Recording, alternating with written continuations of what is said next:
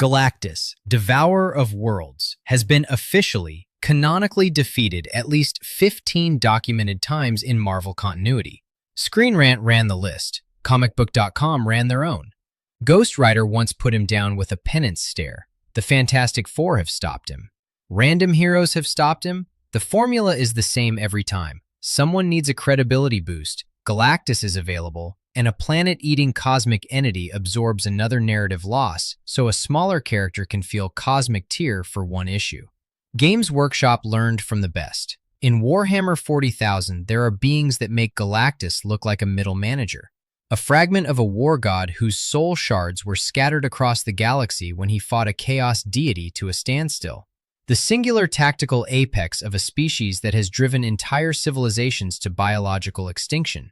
Star gods who fed on suns before most life forms existed. GW's own codexes spend paragraphs establishing how terrifying these things are. Then, GW has them lose, repeatedly, to named Space Marines, to make those Space Marines look cool. You already know this, that's why you're watching. The avatar of Khaine gets dog-walked every time it shows up.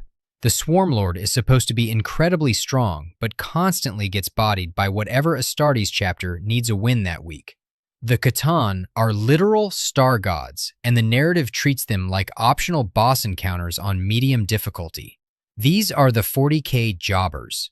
The term comes from professional wrestling, where a jobber is a fighter whose sole purpose is to lose so another fighter looks better. The 40K community has been using it for years because it fits with a precision that is almost embarrassing. But this video isn't a faction grievance post. It's a prosecutorial case study. 3 exhibits, escalating in cosmic scale, making the argument that GW has industrialized a specific narrative formula. Build a non-humanoid entity to god-tier threat levels in the lore, then deploy it as a stepping stone the moment a humanoid character needs a credibility boost. GW's own published lore contains enough receipts to prosecute this as policy, not accident. 3 factions, 3 exhibits. Starting with the one the community already treats as a punchline, because the mockery, it turns out, is the evidence. Exhibit 1. The Avatar of Khaine. The Avatar is the lowest hanging fruit, most mocked, most documented. The community already has a Reddit thread titled, "How should Black Library wharf the Avatar of Khaine next?"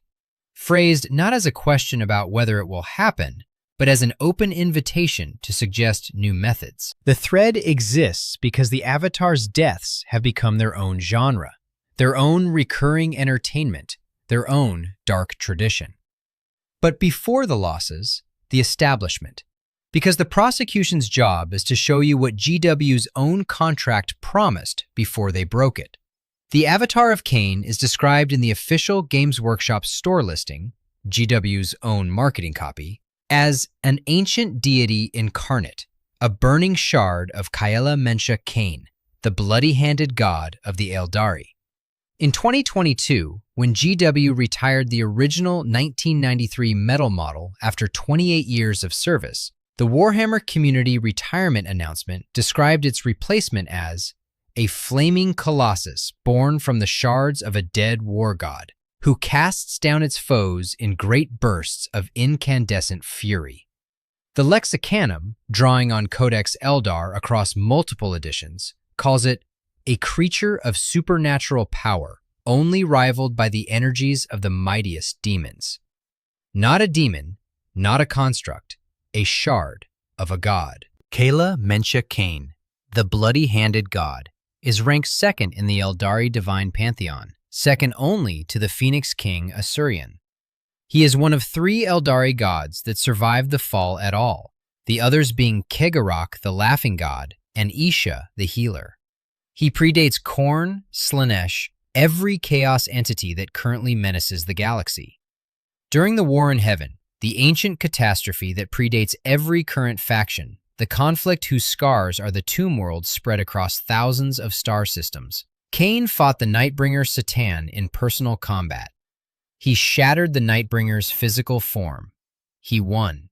We'll return to what that means in Exhibit 3, because the Nightbringer is one of the most feared entities in galactic history, and the god whose soul shards now animate the Avatar once went one-on-one with it and walked away. The cost was enormous. Shards of the Nightbringer's essence fused into Khaine during the fight, poisoning and changing him. The aspect of the Reaper and the Destroyer bleeding into the war god's own nature. But he won. The C'tan's physical form shattered. Khaine endured. Then Slaanesh was born from the fall of the Eldari, and the newly birthed god of excess consumed the divine pantheon, one by one.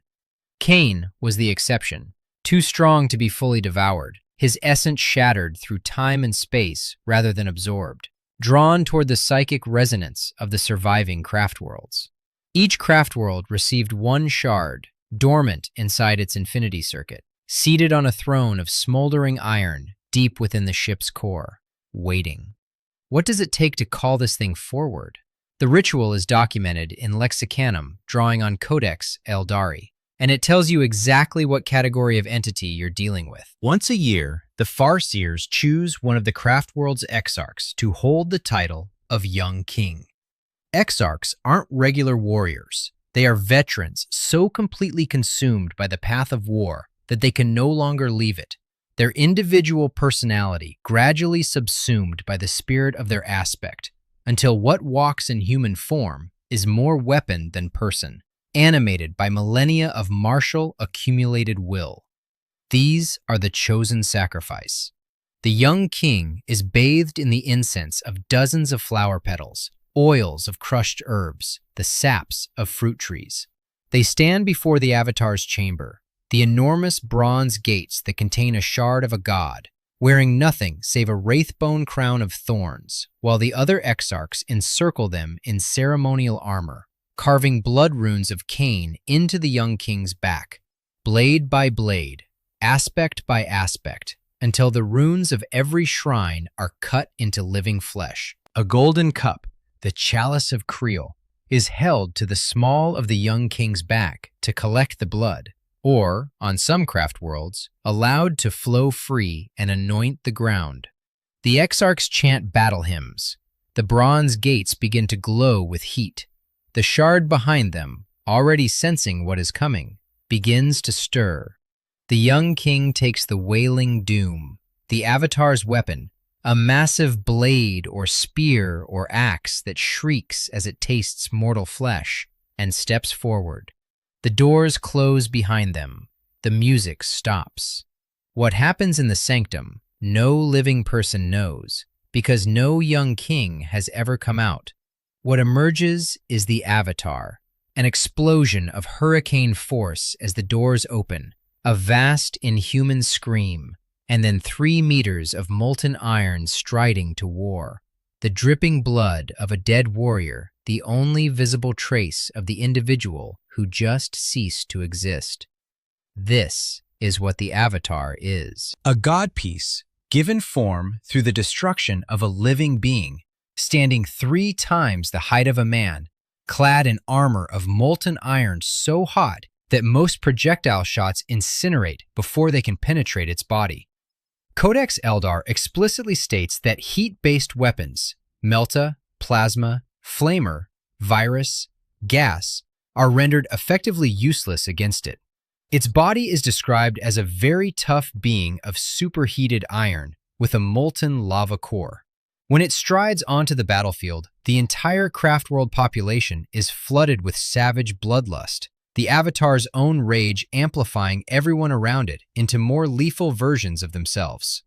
The Warhammer 40K fandom wiki calls it a god incarnate, the embodiment of the Eldari racial soul, and a deadly opponent even for the most mighty powers of chaos. That is the contract GW wrote. Now the receipts. Battle of Macragge, 745, M41. Eldar forces descend on ultramarine positions. Calgar's battle line holds every assault, picking apart every approach, watching aspect warriors and guardians and grav tanks throw themselves at the ultramarine lines and die. Then the Eldar commit their final answer. The hero's wiki account of the battle, drawing on Space Marine Codex lore, captures the moment the Avatar arrives.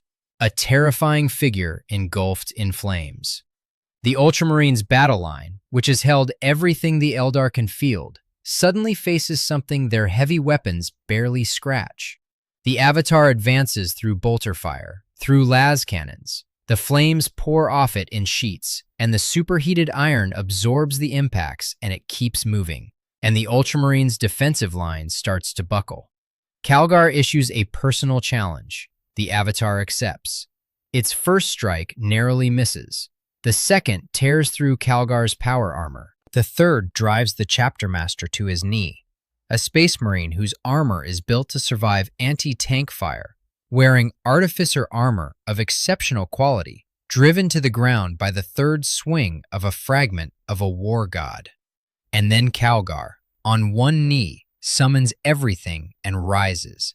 One gauntlet blow through the Avatar's molten torso, and the Avatar falls. The Eldar morale shatters with it. They break. They run. The war god's physical manifestation is on the ground because a Space Marine punched it hard enough. The Eandon incident during Hive Fleet Kraken is documented differently. The Avatar of Craftworld Eandon engages the Swarmlord in single combat. The Avatar attempting to call the Tyrannid commander out, warrior to warrior, fragment of a god versus the pinnacle of the Hive Mind's biological engineering. The Swarmlord doesn't accept the duel. The Hive Mind has no concept of honorable combat, no interest in symmetric confrontation. It sends 8 Carnifexes. Each Carnifex is a living battle tank, a bioform armored like a fortress and armed with limbs capable of tearing through vehicle plating. 8 of them run the Avatar over in a group charge. The fragment of the second most powerful Eldari god gets physically stampeded by what amounts to a herd of organic tanks because the Hive Mind assessed the situation tactically and concluded that sending heavy bioforms in mass was the efficient solution. Aaron Dembski Bowden's novella Aurelian features Lorgar, canonically described as the weakest warrior among the Primarchs, a scholar and theologian far more than a fighter, encountering an Avatar so heavily damaged by prolonged exposure to the warp that it can't stand. He mercy kills it. The narrative doesn't disguise this as a difficult fight. The Avatar is functionally already destroyed. Lorgar finishes what the warp started. It's documented as an Avatar death. The Warhammer Plus animated episode, In the Garden of Ghosts, shows standard Primaris Space Marines, Intercessors, a Redemptor Dreadnought, a Gladiator Lancer, killing an Avatar through massed bolter fire. Community notes acknowledge the Avatar had been fighting continuously for days before this encounter and was substantially degraded. GW's animation arm chose to show Primaris Standard Kit Marines administering the final kills anyway. Graham McNeil's fiction has Fulgrim strangling an Avatar. Strangling. The Avatar is a living metal statue. It does not breathe. It does not have a spinal cord to compress.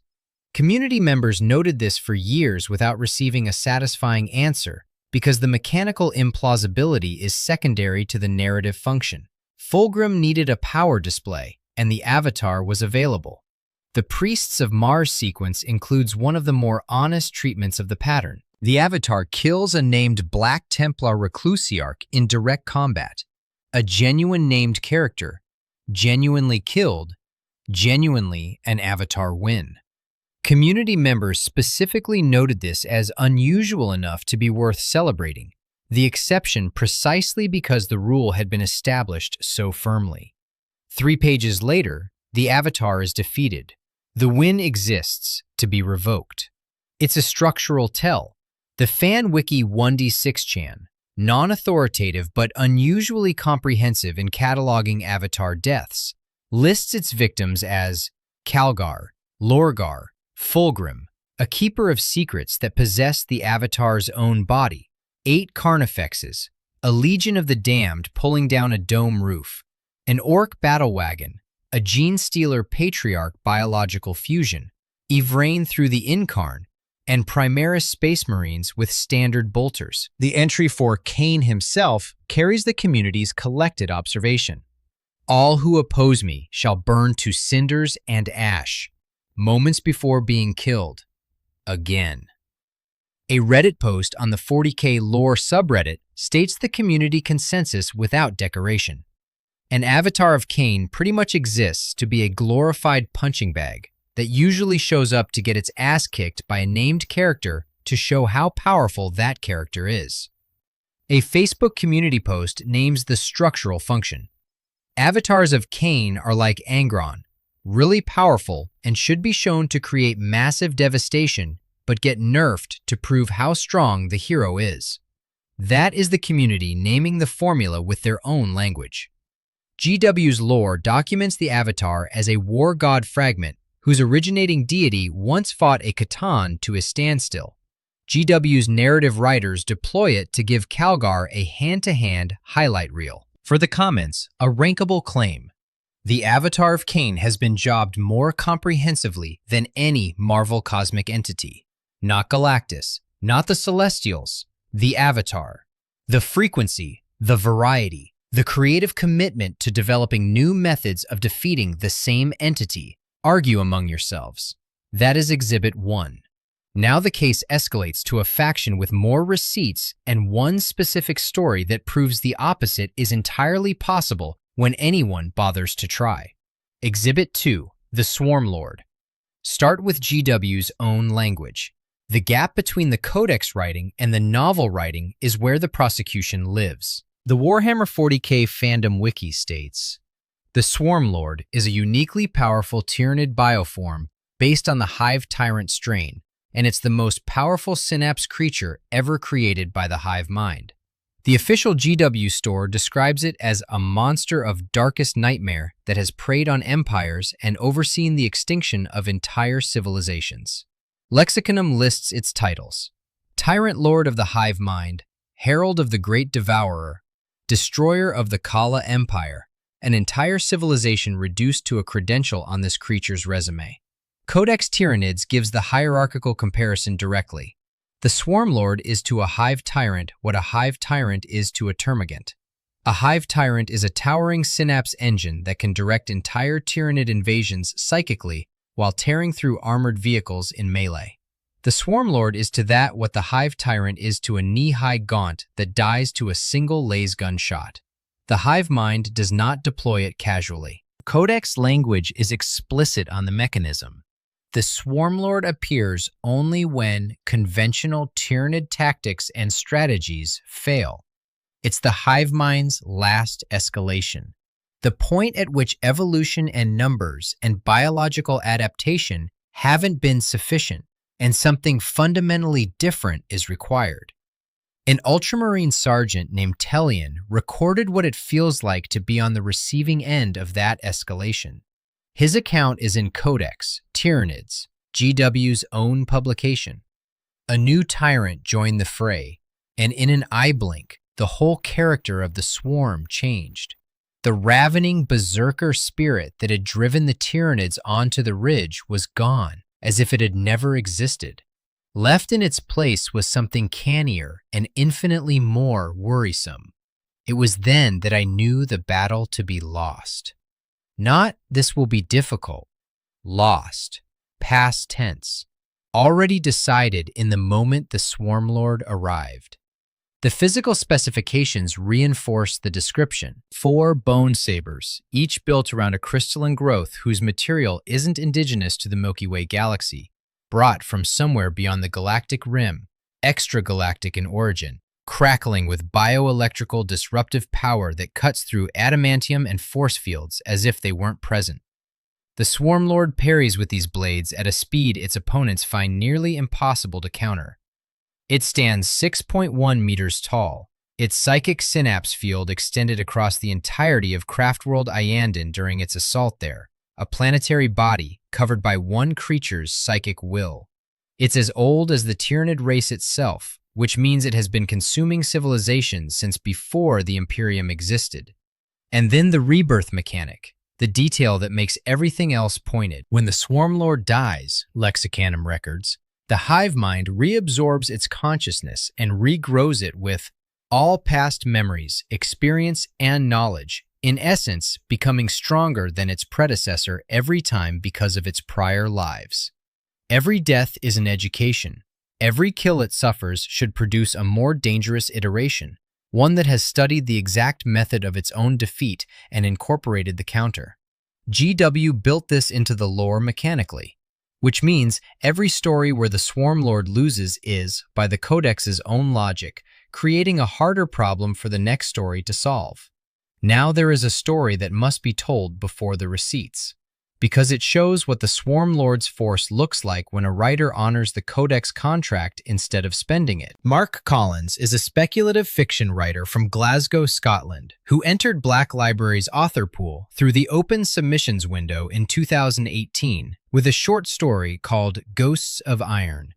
In November 2020, Black Library published his story Duty Unto Death in the anthology Nexus and Other Stories, a collection confirmed on the Black Library website, listed alongside work from Thomas Parrott, Chris Raitt, Guy Haley, Dan Abnett, and Robert Rath. The table of contents is visible on the product page. Duty Unto Death by Mark Collins. It's a real publication, in print and as an ebook. The setting, Imperium Nihilus. The half of the galaxy severed from Terra when the Great Rift tore open after Cadia fell.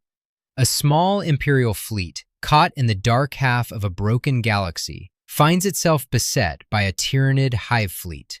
On a volcanic death world, the Track of Words review from November 2020 calls it exactly that, a burning world of volcanic activity.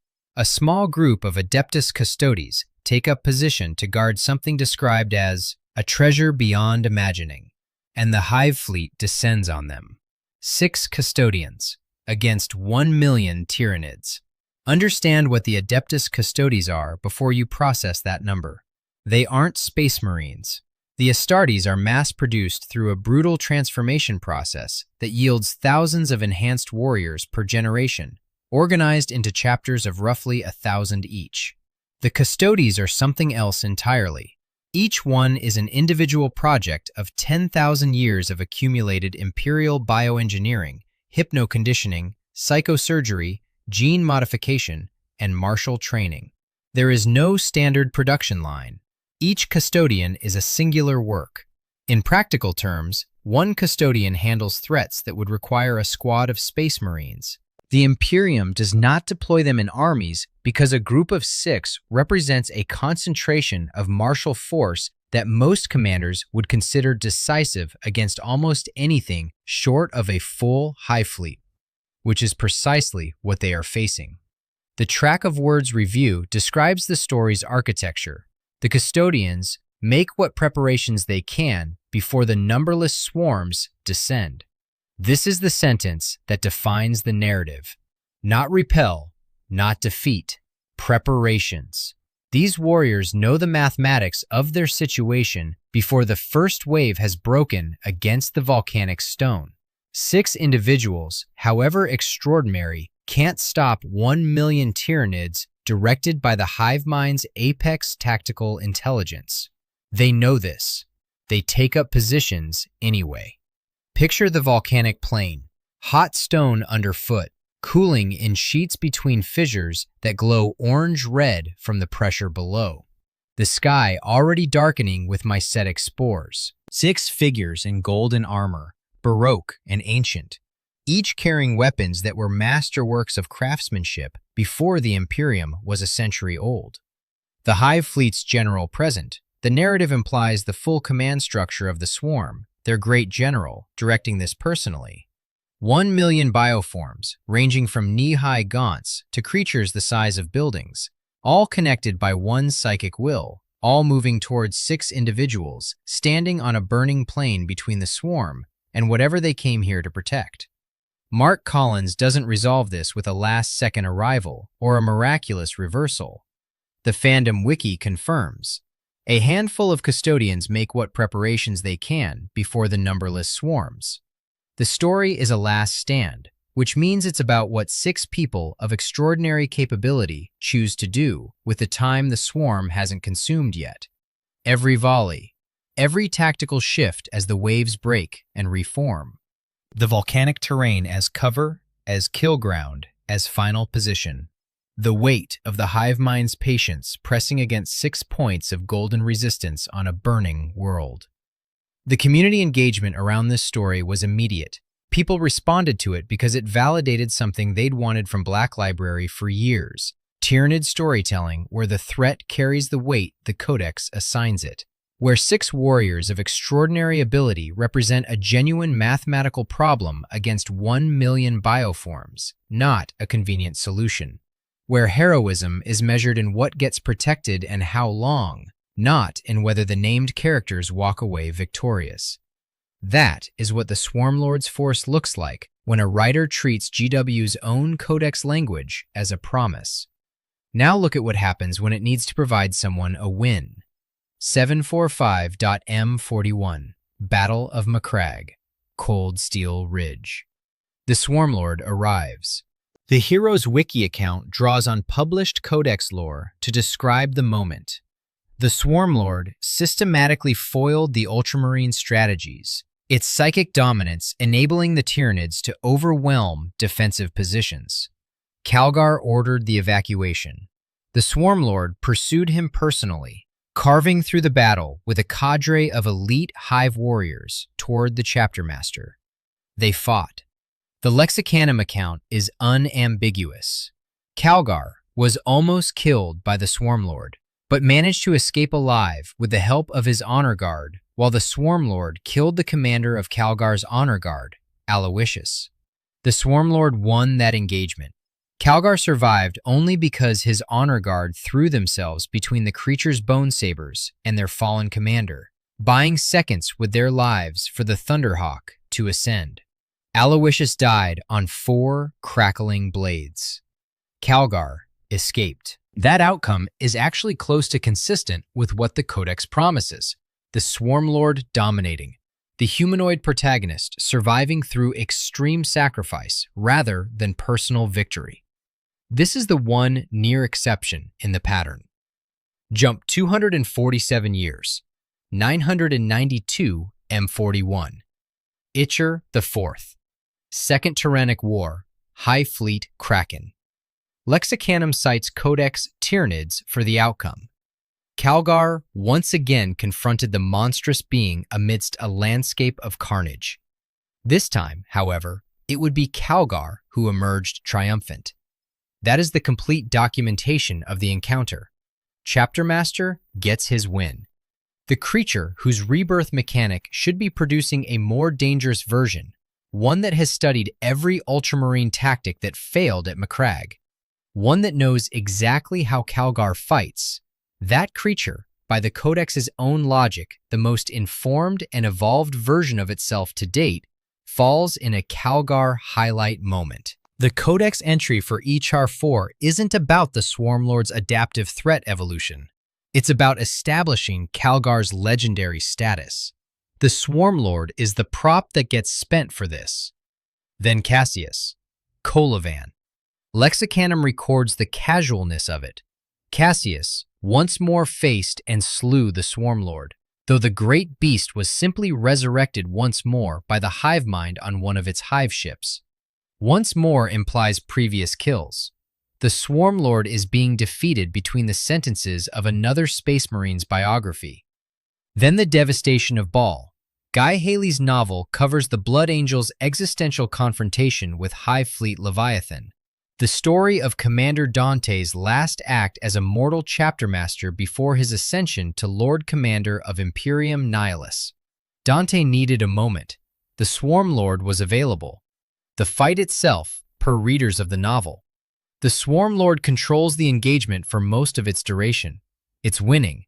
Dante is dying. The Blood Angel's chapter master, ancient even by Astartes standards, weathered by 10 millennia of war, is being taken apart by a creature whose lore says it gets smarter with every death it suffers.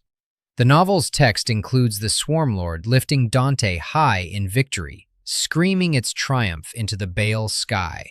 And then, per the community reading, some bizarre writing gave Dante the win.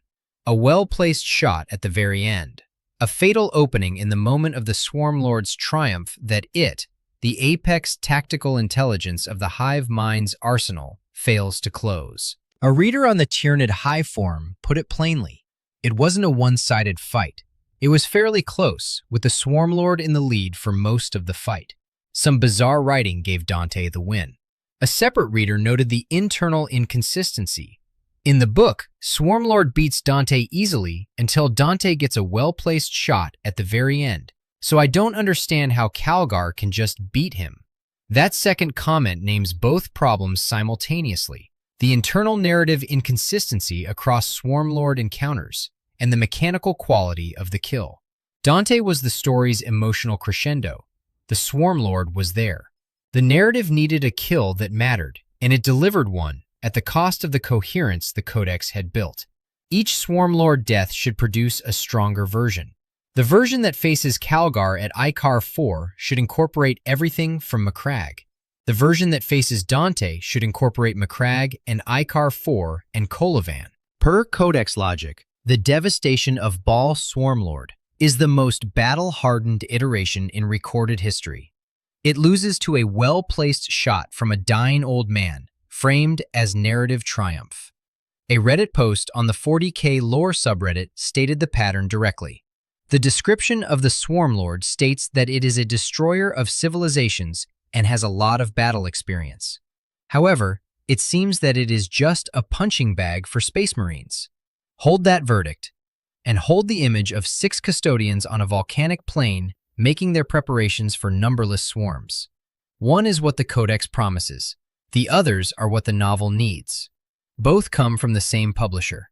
Exhibit 3, the Catan. The third exhibit requires more foundation.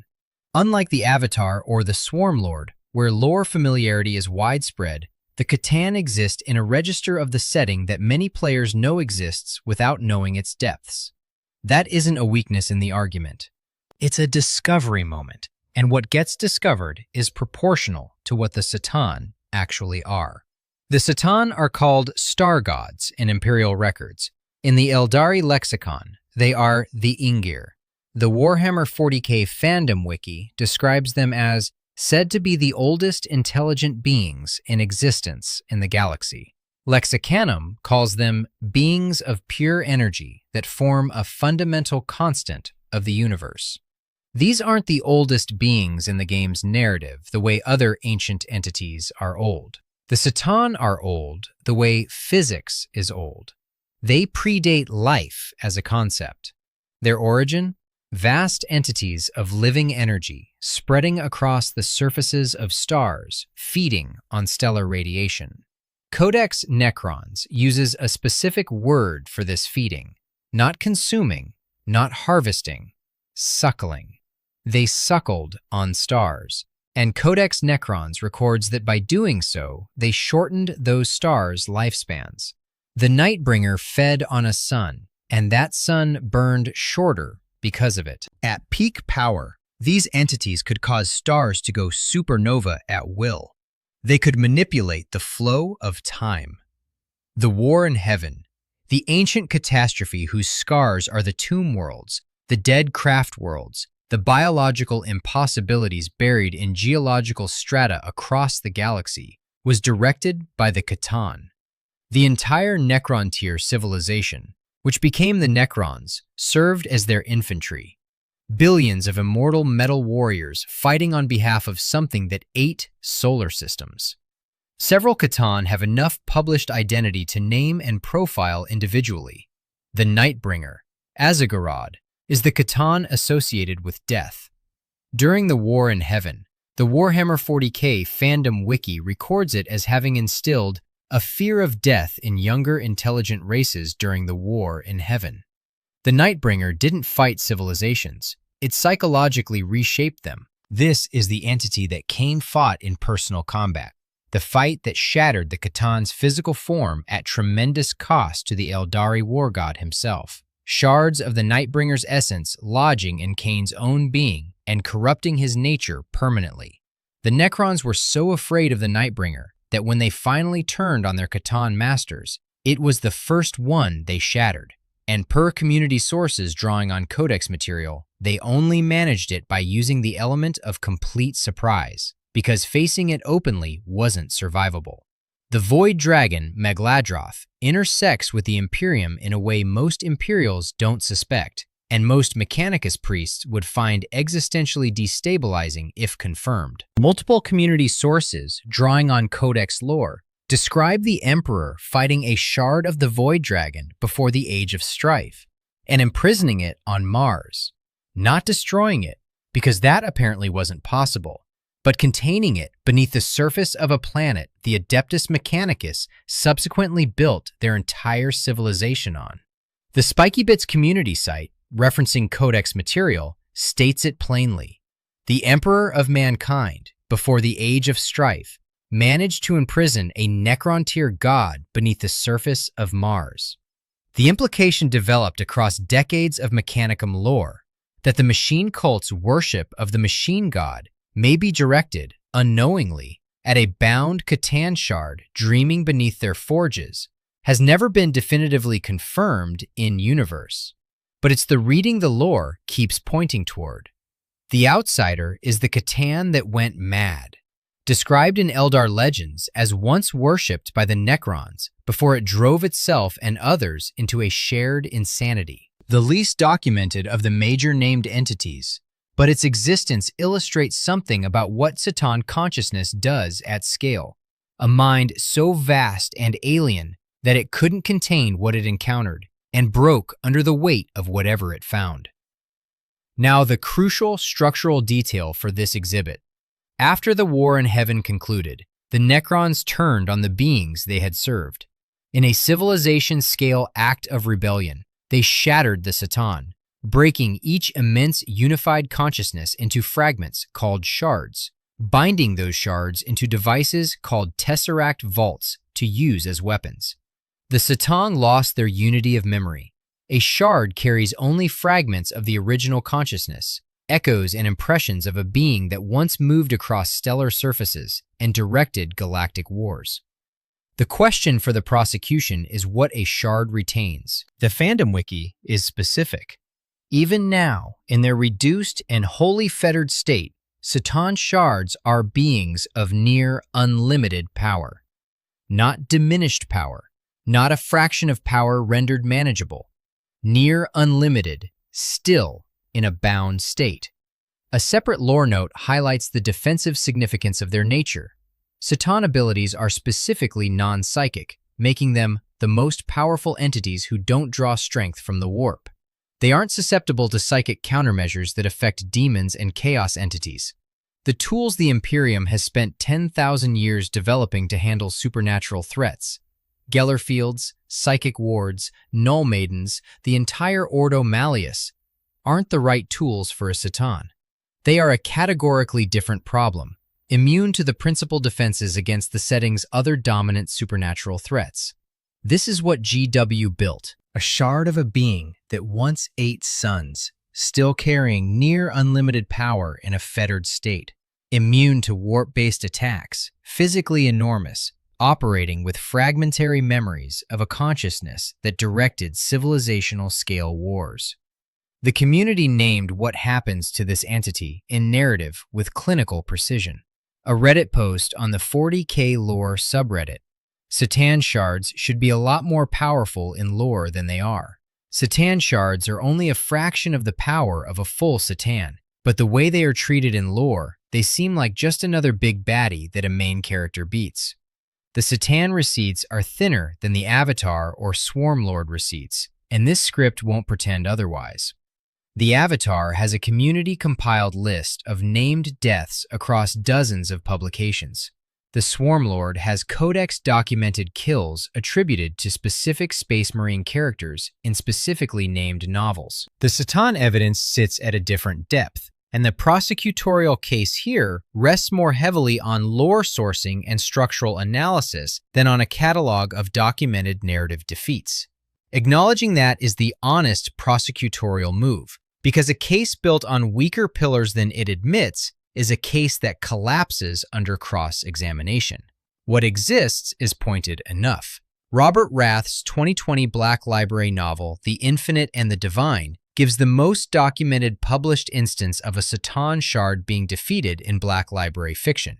Trazyn the Infinite, a Necron overlord with millennia of accumulated eccentricity, a collector of historical specimens on a scale that makes galactic museums look like bedroom shelves, battles a Satan shard within a tomb complex.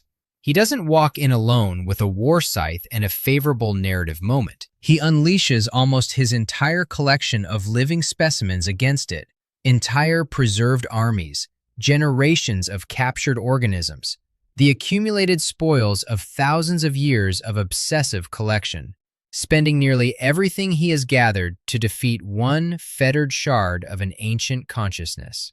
The review of the novel describes it as taking almost all of Trazyn's living specimens to accomplish this.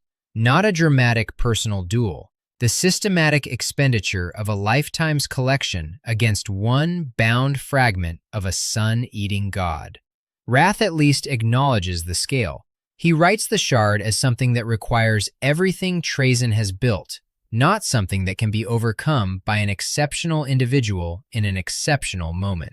That calibration is notable because of what surrounds it. The Pariah Crusade, documented in Lexicanum, gives a different texture. A Satan shard exploded from its bindings, viciously exacting vengeance onto those who had bound it.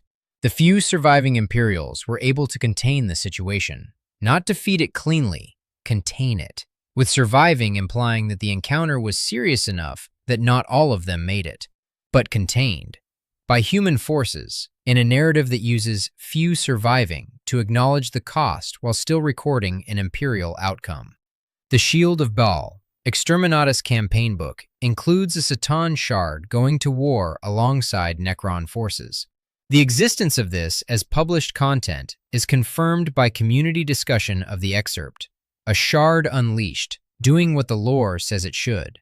But the full narrative outcome of that specific shard in that campaign isn't fully resolved in the accessible community record. The community synthesis of the pattern across all three tiers of evidence: Khaine, greater demons, Swarmlord, and even a Catan shard.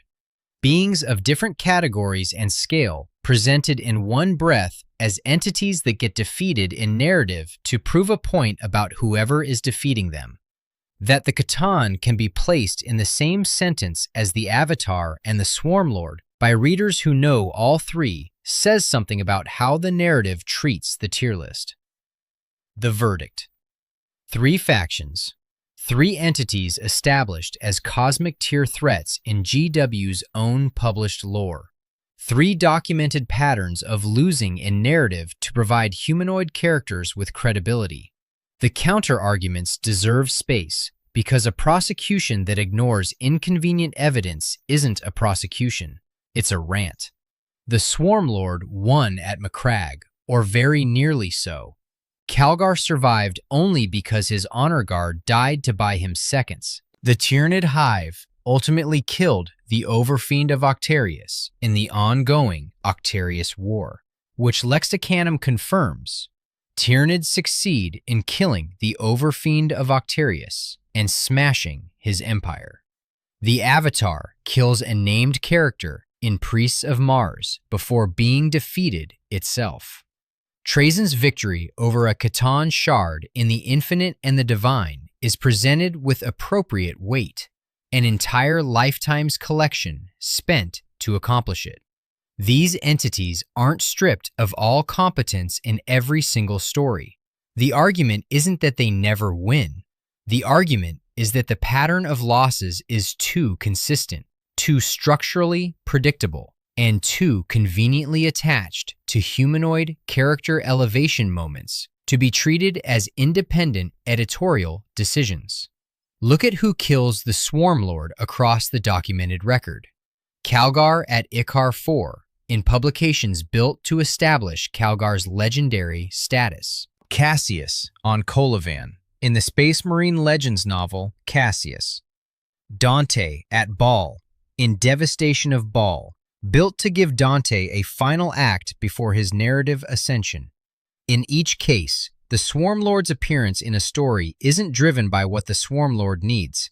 It's driven by what the Space Marine character needs to demonstrate. The creature's arrival is a narrative service. It's there to be defeated.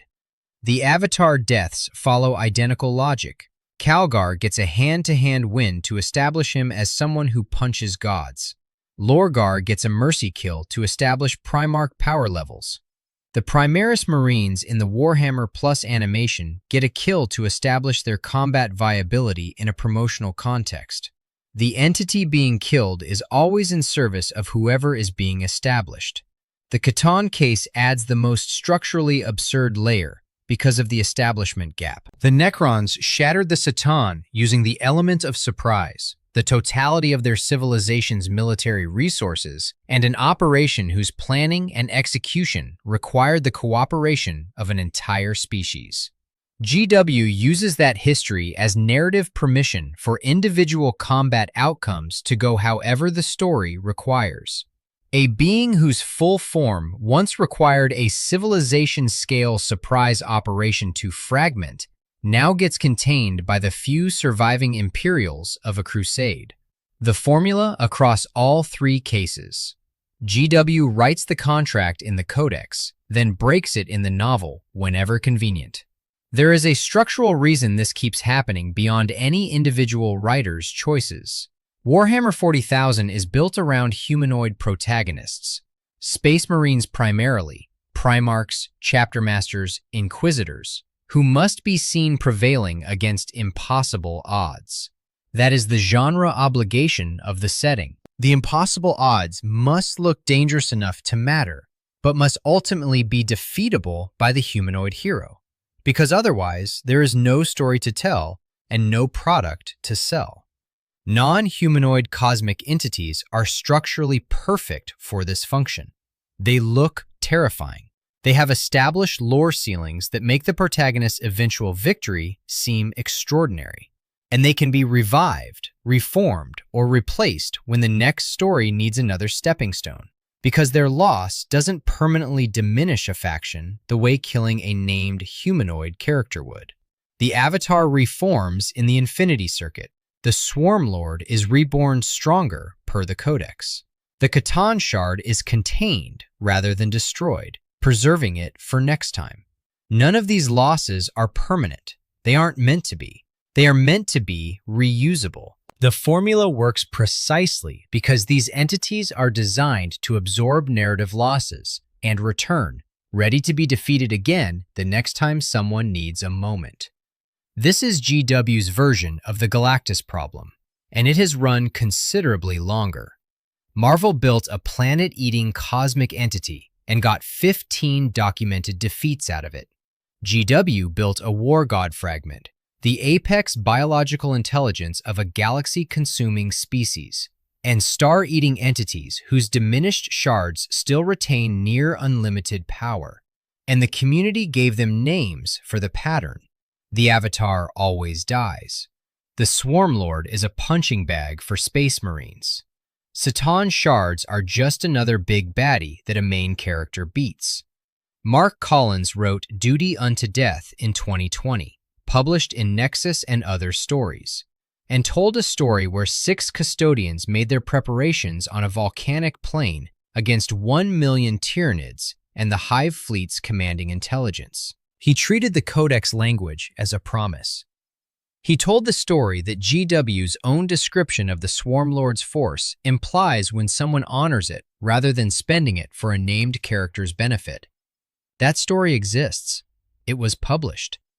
The audience recognized it immediately. The other stories exist too. The community has named which ones those are. The comment sections are full of people who have read the Codex and read the novels and noticed the gap. They developed their own vocabulary for it.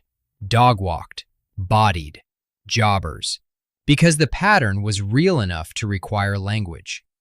For the comments, rank the 3 by severity. The Avatar has the longest documented death list, the widest variety of methods, and the most creative commitment to new approaches. The Swarmlord has the clearest structural betrayal. a codex mechanic that explicitly states each death produces a stronger successor and a documented record of that successor losing to the same faction again. The C'tan have the highest lore ceiling in the setting, and the most philosophically absurd distance between what the lore says they are and how they're treated when someone needs them to lose. Make your argument below. The biggest threat to a C'tan isn't the Necron dynasties that shattered it using surprise and civilizational force across the War in Heaven. The biggest threat to the Swarmlord isn't Marneus Calgar, or Orton Cassius, or Commander Dante. The biggest threat to the Avatar of Khaine isn't whoever GW decides needs a credibility moment this edition. It's whoever is at the keyboard that week. If this kind of lore analysis is what you're looking for, subscribe. There's more evidence in the docket.